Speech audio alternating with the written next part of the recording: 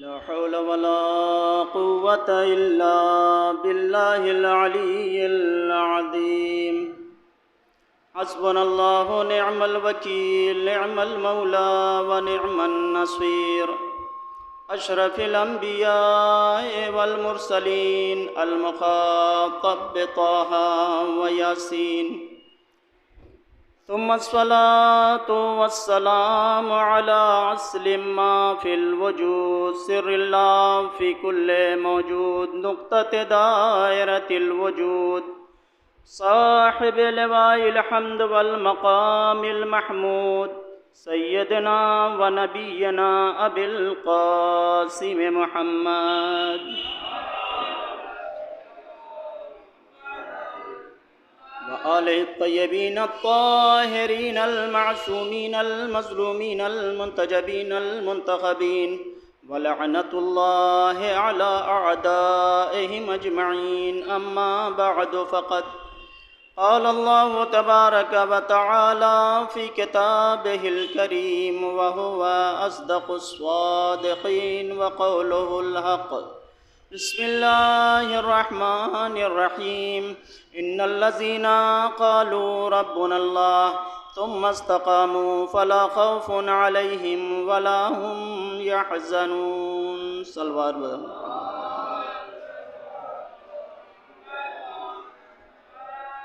हज़रत गिरामी क़द्र साहिबान ईमान, मवालियान हैदर कर्रार, अशरे मुहर्रम की ये चौथी मजलिस बतुफ़ैल सिद्दीक़ ताहिरा पढ़ने की सआदत हासिल कर रहा हूँ।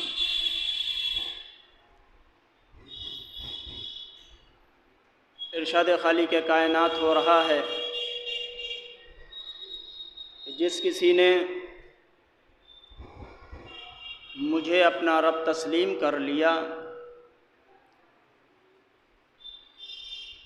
तुम मस्तकामू, फिर वो उस पर साबित कदम रहा, फ़ला खौफ़ुन अलैहिम वला हुम यहज़नून, तो उसके लिए कोई खौफ, कोई हुज़्न, कोई मलाल नहीं है।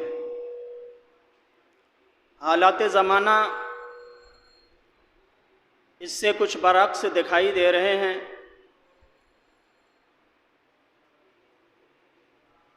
हालात ज़माना ये हैं कि जहाँ कलमा गोयान इस्लाम पाए जा रहे हैं, वहीं मुश्किलात और परेशानियाँ दिखाई दे रही हैं। तो आखिर इसकी वजह क्या है, इसका सबब क्या है, इसका रीज़न क्या है? सबब और वजह यह है कि हम कलमा तो पढ़ते हैं,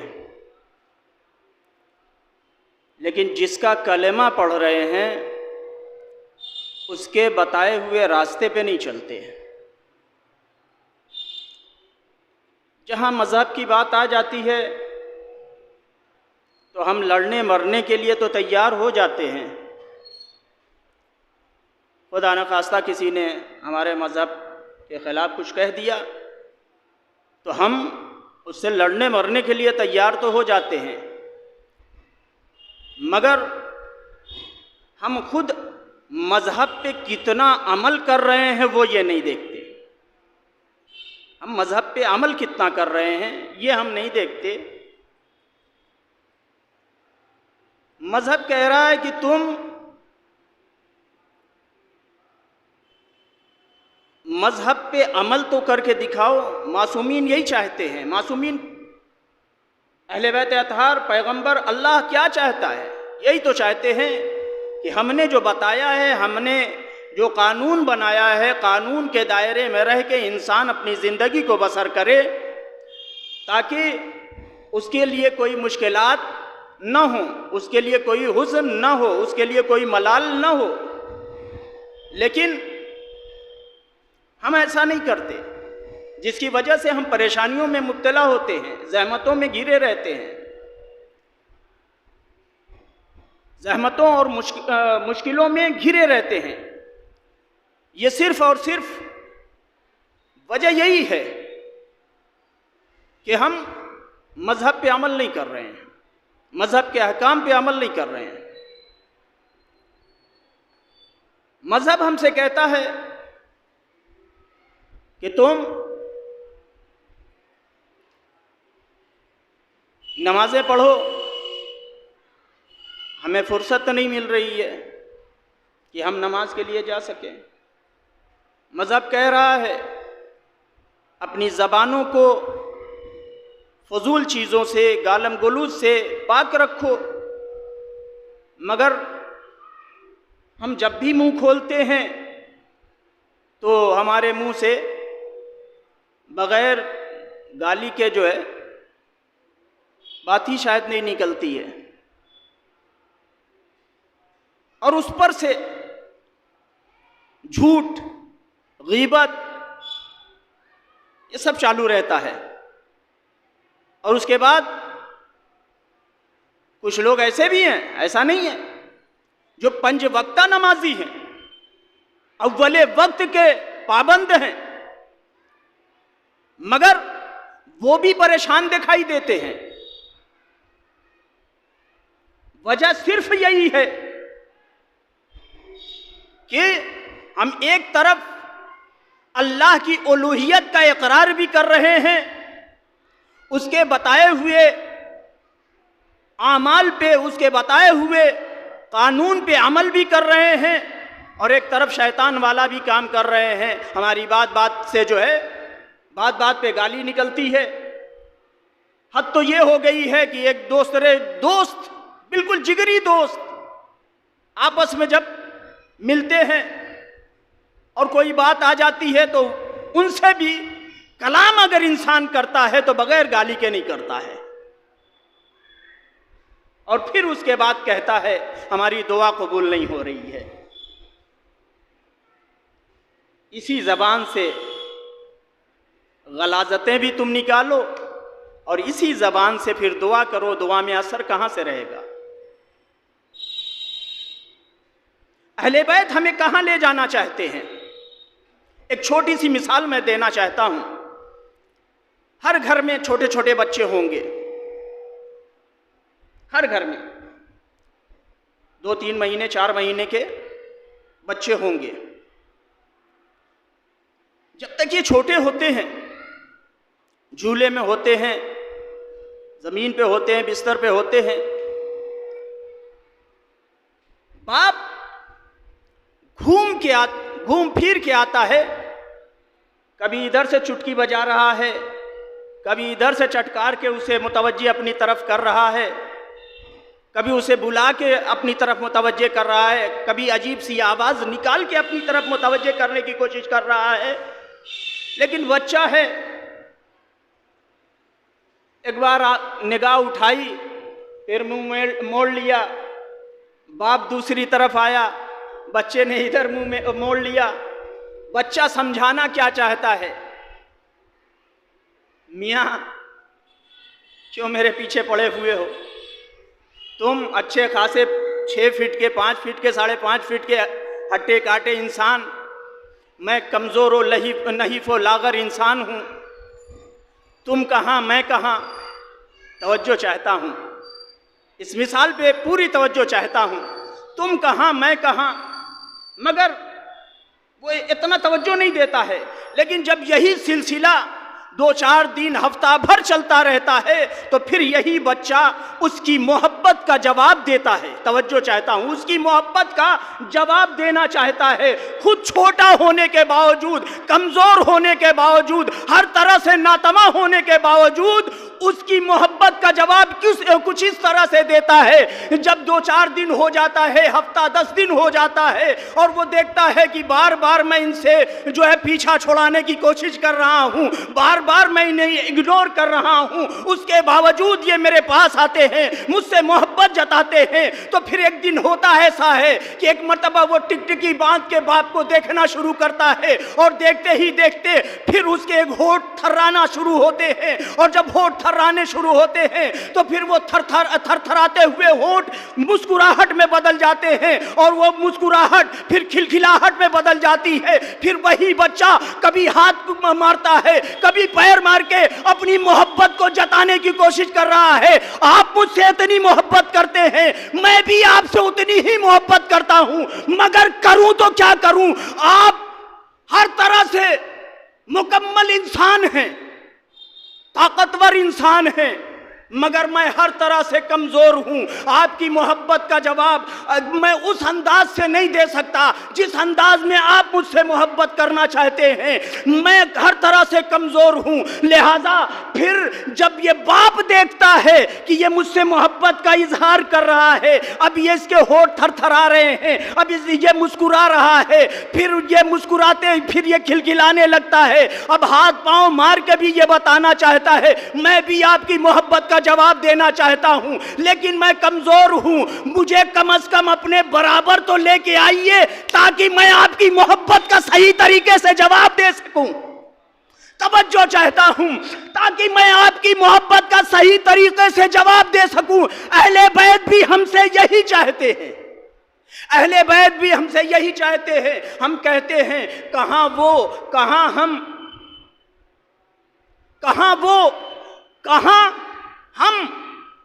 हम उनका मुकाबला कहां कर सकते हैं? क्यों भाई? 2 रकअत सुबह की नमाज उनके ऊपर भी वाजिब है, 2 रकअत तुम्हारे ऊपर भी वाजिब है, जोहर की 4 उन पे भी वाजिब है, जोहर की 4 आप पे भी वाजिब है, रमजान में रोजा उनके ऊपर भी वाजिब है, रमजान में रोजा आपके ऊपर भी वाजिब है। अगर इस्तेताअत है तो जो है जिंदगी में एक बार हज आपके ऊपर भी वाजिब है, उनके ऊपर भी वाजिब है। तो ये बताओ कि क्यों नहीं तुम उनके जैसे बन सकते? ये बहाना है कि कहाँ वो कहाँ हम। आपसे ये थोड़ी कहा जा रहा है कि आप इतनी इबादतें करें कि अमीरुल मोमिनीन हो जाएं, आप इतने रोज़े रखें कि हुसैन इब्ने अली हो जाएं, आप इतने सजदे कीजिए कि सैयदुस साजिदीन हो जाएं। उनका मुकाबला कर ही नहीं सकते। लेकिन अहले बैत क्या कहते हैं कि जिस तरह से ये बच्चा तुम्हारी मोहब्बत का जवाब देना चाहता है, हम तुमसे मोहब्बत बहुत ज़्यादा करते हैं, हम तुम्हें जहन्नम में जलते हुए नहीं देखना चाहते हैं, लेकिन कम से कम तुम कुछ हरकत तो करो, तुम होठों को थरथराओ तो सही, होठों पे मुस्कुराहट सजाओ तो सही, तुम जरा सा खिलखिलाओ तो सही, तुम हाथ पांव हिलाओ तो सही। हम जानते हैं तुम हर तरह से कमजोर हो, हमारे मर्तबे तक नहीं पहुंच सकते, लेकिन हम हर तरह से कवी हैं, तुम नहीं पहुंच सकते, हम तो पहुंचा सकते हैं। तो लाओ आप तुम अपने हरकतों को तो लेके आओ, तुम कुछ हरकतें तो करके बताओ, तुम नमाज़ें पढ़ के तो दिखाओ, रोजे रख के तो दिखाओ, हमारे अहकाम पे अमल करके तो दिखाओ। तो फिर वो अहले बैत हमें इस मकाम पे लाके खड़ा कर देते हैं। कल की गुफ्तगू में मैंने कहा था कि अहले बैत हमें कहाँ ले जाना चाहते हैं। मौला अमीरुल मोमिनीन ने मालिक अश्तर के लिए फरमाया था, मालिक मेरे लिए वैसे ही है जैसे मैं रसूल के लिए था। अहले बैत अतहार हमें यहां ले जाना चाहते हैं, अपने बराबर लेके आना चाहते हैं, मगर शर्त यह है कि हम जरा कोशिश तो करें। इससे आसान मिसाल कर दूं ताकि मेरे छोटे भाई भी समझ लें। देखिए, छठे इमाम जाफर सादिक अलैहिस्सलातु वस्सलाम ने बिल्कुल साफ कहा है, बिल्कुल क्लियर अल्फाज में कहा है, बरज़ख के इंतजाम तुम करके आना, महशर में हम संभालेंगे। इसका क्या मतलब है? बरज़ख का इंतजाम तुम करके आना, महशर में हम संभाल लेंगे। अब हम संभाल लेंगे का मतलब क्या है? मैं उसको भी एक छोटी सी मिसाल के जरिए से बात को वाज़े करना चाहता हूं। देखिए, एक बच्चे स्कूल में जाते हैं, एक टीचर अपने तालिबे इल्मों को बहुत चाहता है, किसी एक तालिबे इल्म को बहुत चाहता है। जब वो कोई सवाल करता है उसे बड़े प्यार से समझाता है, बिल्कुल अच्छी तरह से समझाता है, जब पूछता है तब बताता है, कभी ये नहीं कहता बार बार क्यों पूछने आ जाते हो। क्यों? मोहब्बत करता है, अपने शागिर्द से मोहब्बत करता है, लिहाजा उसको हर तरह से कवी और मुहकम करना चाहता है, मजबूत करना चाहता है इल्म के मैदान में। लेकिन वही बच्चा जब इम्तिहान गाह में बैठ जाता है, जब इम्तिहान गाह में बैठ जाता है, वही टीचर होता है बेइंतहा मोहब्बत करने वाला, वही बच्चा होता है जो हर वक्त टीचर से कुछ न कुछ सवाल किया करता था।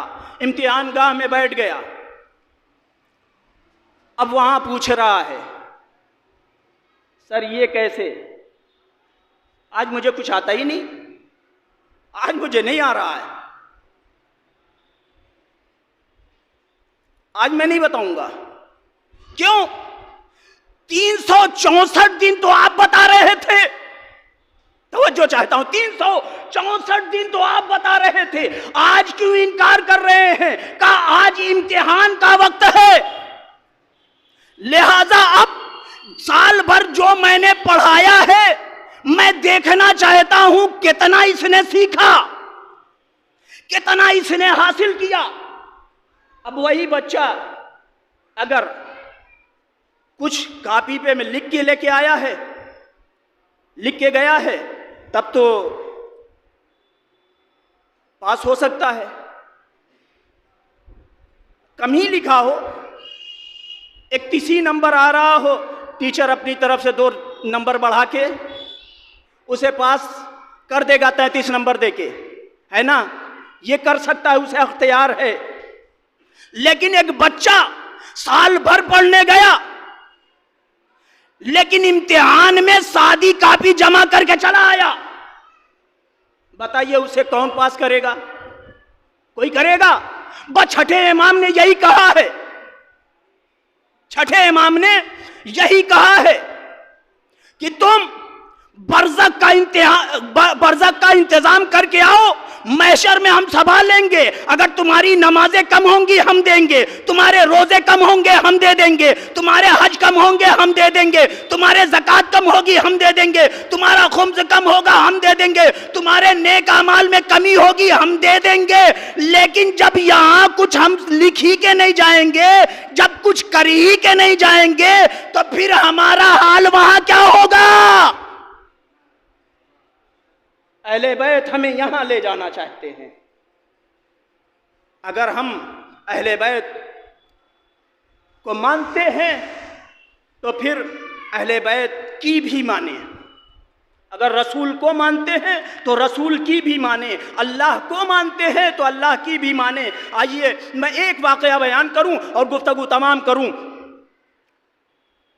देखिए, अच्छा इंसान है ना, इंसान खता और निस्यान का पुतला है, इससे खता हो सकती है, मासूम थोड़ी है, खता हो सकती है।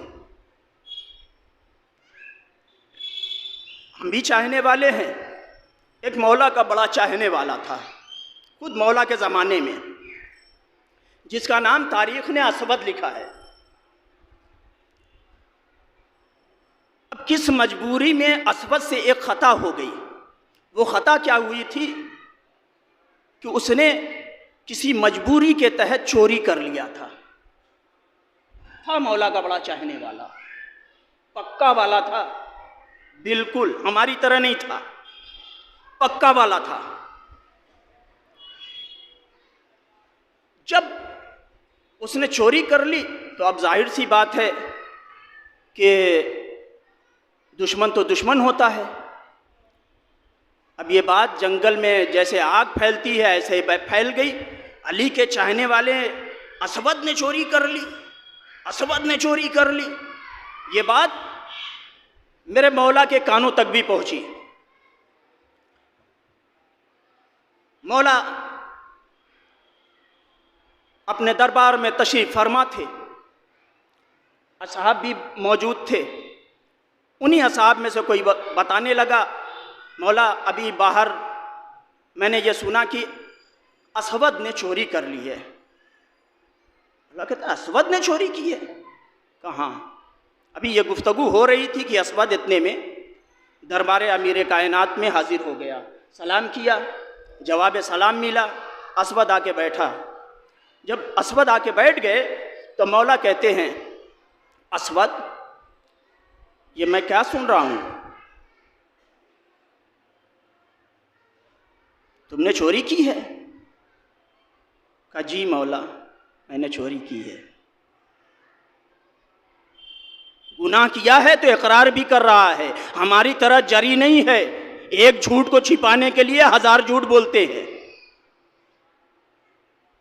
गुनाह हो गया किसी मजबूरी के तहत तो अब इकरार कर रहा है। क्यों? इसलिए कि उसे इस बात का एहसास है कि जब मुझे पाक होना है तो वहां का इंतजार क्यों करूं, यहीं पाक हो जाऊं, ताकि मैं दुनिया से जब रुखसत हूं, जब दुनिया से मेरा गुजर हो तो मैं पाक रहूं, तब मेरा गुजर हो।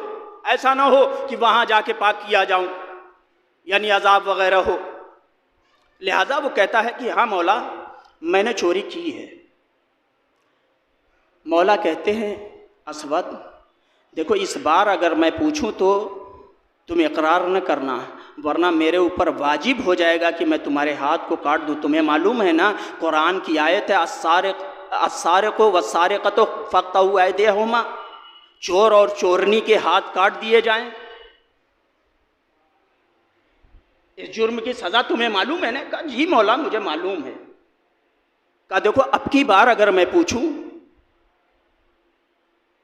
तो इकरार न करना। आप बताएं, आप किसी जुर्म में अदालत में खड़े हों और एक बार इकबाल जुर्म कर लिया हो और जज साहब आपके फेवर में हो के कहें देखो इकबाल जुर्म एक बार तो कर लिया है, अब पूछूंगा तो इकबाल जुर्म न करना, तो हम क्या करेंगे बताएं ज़रा सा? फौरन बयान से पलट जाएंगे। अरे जज साहब मैंने ऐसा कुछ किया ही नहीं, ये तो दबाव में मैंने कह दिया था। तवज्जो है, दबाव में मैंने ये बयान दे दिया था कि हाँ मैंने ऐसा किया है, मैंने कुछ नहीं किया। दोबारा जब जज साहब अगर हमारे फेवर में हो जाए तो हम फौरन बयान को बदल देंगे। लेकिन असवद उनमें से नहीं था जो बयान बदल दे। दोबारा फिर मौला ने पूछा, असवद तुमने चोरी की है? कहा जी मौला। फिर तीसरी बार कहते हैं देखो अब पूछूं तो इनकार कर देना, इकरार न करना। फिर पूछा, फिर कहता जी मौला मैंने चोरी की है। मौला ने तलवार उठाई, उठा के कहते हैं असवद अब मेरे ऊपर वाजिब हो गया कि मैं तेरे हाथ को काटूं। अगर तू 3 बार मेरे सामने इकरार न करता तो तू जानता, तेरा अल्लाह जानता, लेकिन जब मेरे सामने तूने 3 बार इकरार जुर्म कर लिया तो अब मेरे ऊपर वाजिब हो गया कि मैं तेरे हाथ को काटूं, मेरे ऊपर वाजिब हो गया। असवद कहता है मौला इकरार ही इसीलिए कर रहा था कि जब मुझे पाक ही होना है तो क्यों ना मैं आपके पाक हाथों से पाक हो जाऊं। सलवात पढ़ दे मोहम्मद वाले मोहम्मद।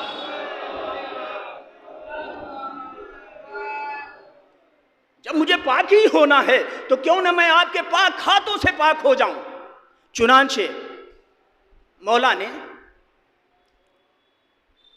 उसकी उंगलियां काट दी। यहां से हाथ नहीं काटा जाता चोर का, इसलिए कि आज़ाए सजदा में कमी हो जाएगी, आज़ाए सजदा में कमी हो जाएगी। लिहाजा यहाँ से हाथ काटा जाता है, जब चोरी की जाती है तो यहाँ से हाथ काटा जाता है, ये उंगलियाँ, ताकि हथेली सलामत रहे। आज़ाए सजदा में पेशानी, दोनों हाथ की हथेली, दोनों घुटने और दोनों पैर के अंगूठे, इतना पढ़ना ज़रूरी है सजदे की हालत में। लिहाजा यहाँ से मौला ने उंगलियाँ उसकी काट दी। वो कटी हुई उंगलियों को समेटा उसने, और समेटने के बाद कटा हुआ हाथ यूँ लेके दरबार से निकल गया, दरबार से निकल गया।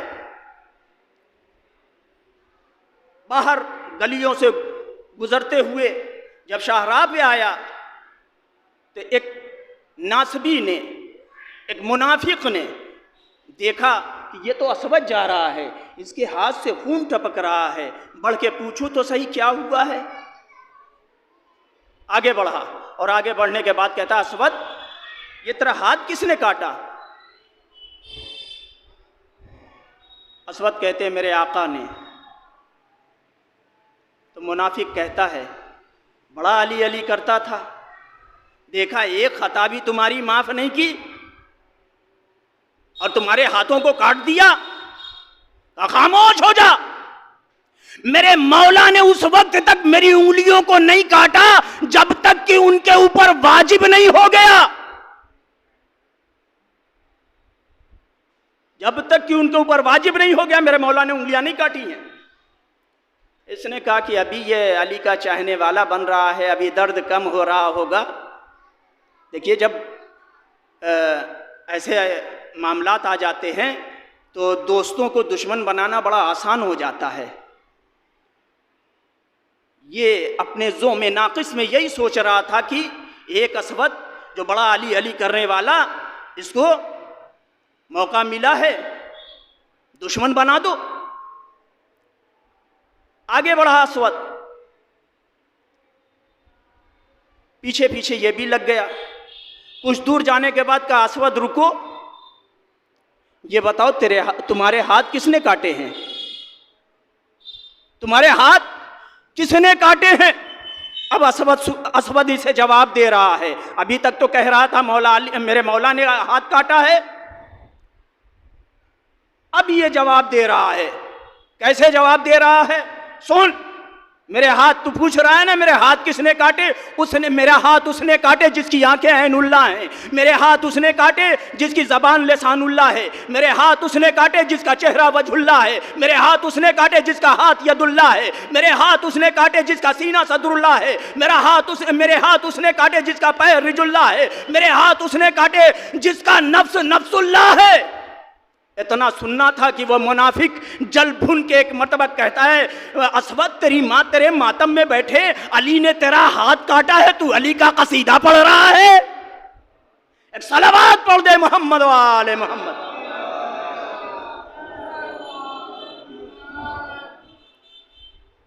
मगर ये भी अजीब किस्म का बेगैरत और बेहया इंसान था जो मुनाफिक था। पीछे लगा रहा। कुछ दूर जब असवद और पहुंचे तो चौराहा आ गया। अब यहां से रास्ते अलग होने वाले थे। बढ़ के कहता, असवद ये बता तेरे हाथ किसने काटे? वो उकसा रहा था कि कहीं ना कहीं से ये मौला के खिलाफ कोई बात कहे। अब जब उस मकाम पे इसने रोका तो असवद ने फौरन जवाब नहीं दिया। जाने आने वालों को सबको रोक लिया, ठहरो, आओ मेरे पास आओ। जब सब लोग जमा हो गए तो एक मर्तबा उस मुनाफिक की तरफ मुखातिब हो के असवद कहता है, सुन, तू पूछना चाहता है मेरे हाथ किसने काटे? सुन, मैं तुम्हें बता रहा हूं मेरे हाथ किसने काटे। मेरे हाथ उसने काटे जो मौलूदे काबा है, मेरे हाथ उसने काटे जो दामादे रसूल है, मेरे हाथ उसने काटे जो शौहरे बतूल है, मेरे हाथ उसने काटे जो हसनैन का बाबा है, मेरे हाथ उसने काटे जो जिब्रील का टीचर है, मेरे हाथ उसने काटे जो आदम का मौला है, मेरे हाथ उसने काटे जो नूह का मौला है, मेरे हाथ उसने काटे जो इब्राहिम का मौला है, मेरे हाथ उसने काटे जो ईसा का मौला है, मेरे हाथ उसने काटे जो मूसा का मौला है, मेरे हाथ उसने काटे जो इलियास का मौला है, मेरे हाथ उसने काटे जो याकूब का मौला है। यानी वो फजाइल पे फजाइल बयान कर रहा है। वहां एक मौला का चाहने वाला ये मंजर देख के दरबार अमीरुल मोमिनीन की तरफ तेजी से बढ़ा और दरबार अमीरुल मोमिनीन में आने के बाद कहता है, मौला, अरे असवद बड़ा गजब का इंसान है, असवद बहुत गजब का इंसान है। का क्या हुआ? का मौला, असवद के हाथ आपने काटे, वो चौराहे पे आपकी महफिल सजा बैठा है। सलावत पढ़ दे मोहम्मद वाले मोहम्मद। जब ये सुना मौला ने, मेरी गुफ्तगू याद है ना पहले दिन की, मानना और मान के बाकी रहना। इस्लाम मानने पे अजर नहीं देता, मान के बाकी रहने पे अजर देता है। अब जब ये मान के बाकी रहा तो एक मर्तबा मासूम इमाम से कहते हैं, बेटा हसन जाओ असवद चचा को बुला लाओ, जाओ असवद चचा को बुला लाओ। यानी मासूम इमाम एक गैर मासूम को अपना भाई बना रहे हैं और दो मासूमों का चचा बना रहे हैं। सलावत पढ़ दे मोहम्मद वाले मोहम्मद।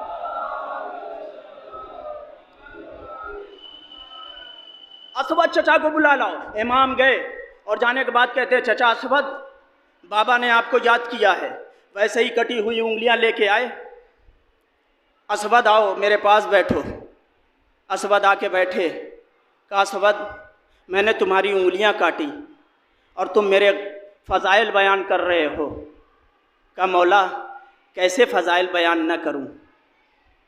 आपने मेरी उंगलियां उस वक्त तक नहीं काटी थी जब तक कि आपके ऊपर वाजिब नहीं हो गया था। अगर मैं इकरार न करता तो कभी आप मेरी उंगली को नहीं काटते। तो मैं कैसे फ़ज़ाइल बयान न करूं? एक मर्तबा मौला ने कहा, ठीक है बैठो। बैठने के बाद कटी हुई उंगलियों को लिया, उसके कटे हुए हाथ से यूं करके जोड़ा। जोड़ने के बाद अबा के दामन से ऐसे ढांक दिया। ढांकने के बाद लब में कुछ कहा और एक मर्तबा जब रेदा हटाई तो अब हाथ वो वैसा ही था जैसे पहले था। मालूम ही नहीं हो रहा था कि कभी कटा है। जब मौला ने हाथ जोड़ दिया तो मैंने आलम तसव्वुर में मौला से हाथ जोड़ के पूछा, ए मेरे आका, उसने चोरी की थी, आपने हाथ काट दिया। जब काट दिया था तो जोड़ा क्यों? और जब जोड़ना था तो काटा क्यों? तवज्जो चाहता हूं, बस यही आखिरी बात है और इसमें एक पैगाम है। जब काटना था तो जोड़ा क्यों? जब काटा था तो जोड़ा क्यों? और जब जोड़ना था तो काटा क्यों? मेरे मौला आवाज देंगे, काटा इसलिए कि ताकि अपने चाहने वालों को बता सकूं कि देखो मैं इमाम आदिल हूं, मेरा नाम लेके खताओं पे खता न करते रहना। अगर खता करके आओगे तो तुम्हारा इमाम बाद में हूं, इमाम आदिल पहले हूं। खता करके आओगे तो सजा पहले दूंगा। तवज्जो चाहता हूं, सजा पहले दूंगा और अगर मान के बाकी रहे तो फिर उसकी जजा भी दूंगा। लिहाजा अली के चाहने वालों, अगर तुमसे खता हो जाए तो फिर खता का पे इसरार न करना। मस्जिद में जाना, अल्लाह की बारगाह में तौबा नसूह करना और ये तय करना, परवरदिगार दोबारा फिर ऐसी खता नहीं होगी, ऐसी खता फिर नहीं होगी। मेरे मौला ने बता दिया कि देखो अली के चाहने वालों, तुम हमारी तरह मासूम नहीं हो, तुमसे खताएं सरजद हो सकती हैं, लेकिन अगर सरजद हो गई है तो उसके लिए माफ़ी भी है। तुम तौबा कर लो, तुम्हारी खताएं माफ़ कर दी जाएंगी। और अगर तुमने खताओं पे खताएं जारी रखी तो ये समझ लेना कि फिर हम इमाम आदिल हैं, बख्शेंगे नहीं, अदल कायम ज़रूर करेंगे, चाहे वो अपना हो या पराया हो। यही तो वजह थी मौला अमीरुल मोमिनीन के दुश्मन जो इतने बने, सिर्फ अदल की बिना पर बने थे, उनके अदल की बिना पर। वरना अली ने किसका क्या बिगाड़ा था? अली ने किसका क्या बिगाड़ा था? किसी का कुछ भी नहीं बिगाड़ा था। या अली की औलाद ने किसका क्या बिगाड़ा था? हमेशा लोगों की खिदमत किया करते थे। रातों को पीठ पे रोटियों का बोझ लाद के गरीबों और मिस्कीनों को पहुंचाया करते थे। हमारे जितने भी अइम्मा हैं, हर एक का ये शेवा था। जब शहादत होती थी और गुस्ल दिया जाता था, तब ये उक़दा खुलता था कि पीठ पे जगह जगह घट्टे बने हुए होते थे उन रोटियों के लादने की वजह से।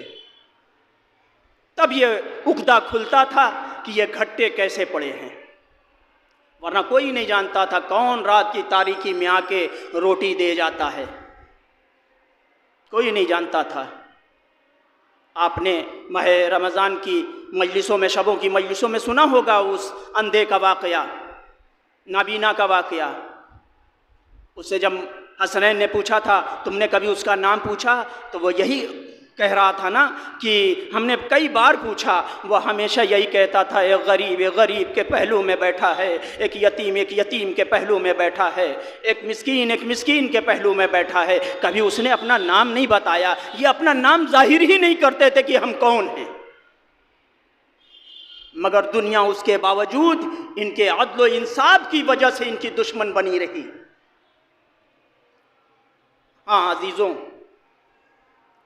कभी अली को कत्ल किया, कभी सैयदा को कत्ल किया, कभी हसन मुश्तबा को जहर से शहीद किया, और जब मनसबे इमामत पे हुसैन गरीब आए तो उन्हें भी चैन से नाना के मदीने में रहने नहीं दिया, मदीना छोड़ने पे मजबूर किया। मक्का आ गए, हरम खुदा में सुकून मिलेगा, लेकिन सुकून कैसा, हज भी नहीं करने दिया जालिमों ने, और हज को उम्रे से बदल के हुसैन करबला की तरफ रवाना हो गए। राह में हुर का लश्कर मिला, आपको घेर के करबला लेके आया। कूफे की तरफ जा रहे थे और ने घेर के करबला की सरजमीन पे ये लेके आया। हाँ, आज 3 तारीख़ है, चौथी शब है। आज की ये तारीख़ जो 3 तारीख़ है, उमूमी तौर से जनाब हुर से मंसूब होती है। मैं चाहता हूँ कि उसी हुर के मसाइब चंद मिनट में आपके अज़हान आलिया के हवाले करूँ और गुफ्तगू तमाम कर दूँ। कौन हुर जो हुसैन को घेर के करबला लेके आया, लेकिन हुर कभी ये नहीं चाहता था कि हुसैन से जंग लड़ी जाए। हत्ता कि शबे आशूर में जब आखिरी गुफ्तगू हुई है इमाम हुसैन अलैहिस्सलाम और उमर इब्न साद के साथ, जब गुफ्तगू तमाम हुई तो इसने उमर इब्न साद से जाके पूछा, ये बता क्या तय पाया। उमर इब्न साद कहता है, इम्कान नहीं है सुलह का, जंग होना लाजमी है और कल हर हाल में जंग होगी। जैसे ही हुर ने ये सुना, एक मरतबा वहीं से पलटे, अपने खैमे में आए, घूमना टहलना शुरू कर दिया परेशानी के आलम में। भाई ने देखा, दरियाफ्त किया, परेशान लग रहे हो, मैंने आज से पहले तुम्हें इतना परेशान नहीं देखा है। ये चंद भूखे प्यासों के मुकाबले में इतना परेशान तुम हो, मैंने लाखों के मुकाबले में तुम्हें इतना परेशान नहीं देखा है। कहा मैं उसकी वजह से परेशान नहीं हूँ। तुम जानना चाहते हो मैं क्यों परेशान हूँ? आओ मेरे साथ आओ। पुश्ते खैमा पे लेके आए। एक मरतबा भाई से कहा ज़रा गौर से सुन, कुछ सुनाई दे रहा है। भाई ने जो है एक मरतबा कान लगा के सुनना शुरू किया तो कानों में आवाज़ आई, अलाताश अलाताश अलाताश। एक मरतबा भाई पलट के कहता है, भाई ये छोटे छोटे बच्चों के अलतश की सदाएं हैं, ए भाई इन आवाज़ों से तेरा क्या लेना देना है। हूर ने एक मर्तबा मुंह पे हाथ रख के कहा, ए मेरे भाई इस अलतश की सदा, ये जो अलतश की सदा आ रही है ना, ये अलतश की सदा कभी नहीं आती, ये सब मेरी वजह से है। अरे हम जब इस करबला के मैदान में आए थे, जब पहली बार हुसैन से मुलाकात हुई थी, तुम्हें मालूम है हम कितने प्यासे थे। हम भी प्यासे थे, हमारा 2000 का लश्कर भी प्यासा था, घोड़े भी प्यासे थे, ऊंट भी प्यासे थे। किसने हमें सैराब किया था? हुसैन के पास इतना पानी था, अगर हमें न पिलाया होता तो आज भी हुसैन के खैमे में पानी होता और हुसैन के बच्चे इस तरह से तड़प तड़प के अलतश की सदाएं बुलंद।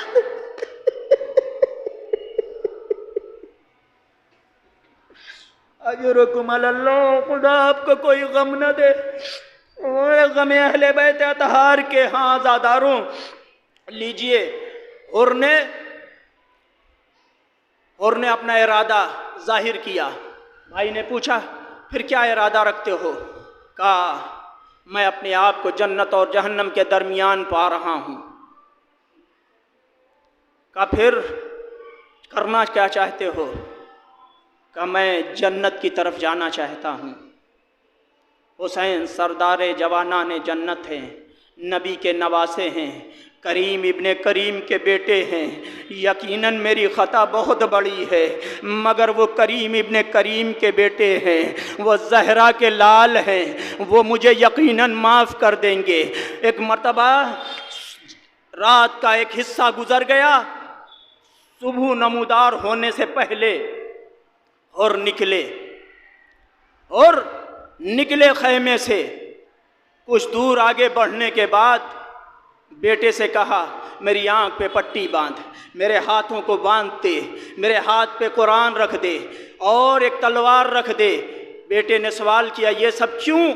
कहा बेटा इन्हीं आंखों से मैंने गैज़ के आलम में गुस्से से ज़हरा के लाल को देखा था। मुझे शर्म महसूस हो रही है कि मैं खुली आंखें लेके ज़हरा के लाल का सामना करूं। आज़ादारों कहा फिर हाथ क्यों बंधवा रहे हैं? आवाज़ दी इन्हीं हाथों से ज़हरा के लाल के घोड़े के लजामे फ़रस पे मैंने हाथ डाला था। मैं खुले हुए हाथ से कैसे ज़हरा के लाल का सामना करूंगा? मेरे हाथों को बांध दे। कहा फिर ये कुरान क्यों लेके जा रहे हैं? ये तलवार क्यों लेके जा रहे हैं? कहा मैं उनसे माफिया मांगूंगा, जब वो मुझे माफ नहीं करेंगे तो मैं उनसे कहूंगा ये कुरान है, कुरान के सदक़े में या तो मुझे माफ कर दें, अगर माफ नहीं करना है तो फिर ये तलवार है, अपने हाथों से मुझे कत्ल कर दे।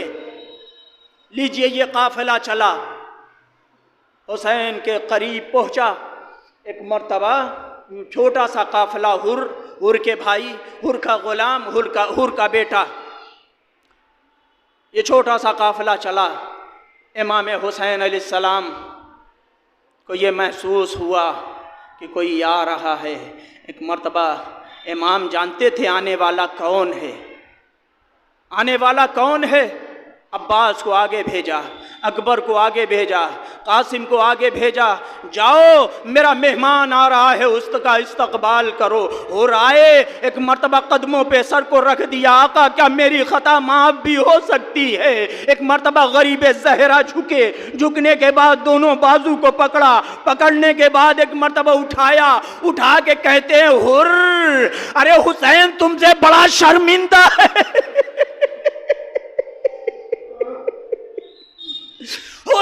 हुसैन तुमसे बड़ा शर्मिंदा है। ए हुर, जब तू दुश्मन बन के आया था तो हमने तुम्हारी ज़ियाफत पानी के जरिए की थी, मगर आज जब दोस्त बन के आया है तो हमारे पास एक कतरे आब भी नहीं है कि हम तेरी ज़ियाफत कर सके। अजरुकुम अल्लाह, खुदा आपको कोई गम न दे सिवाय गम अहले बैत अतहार के।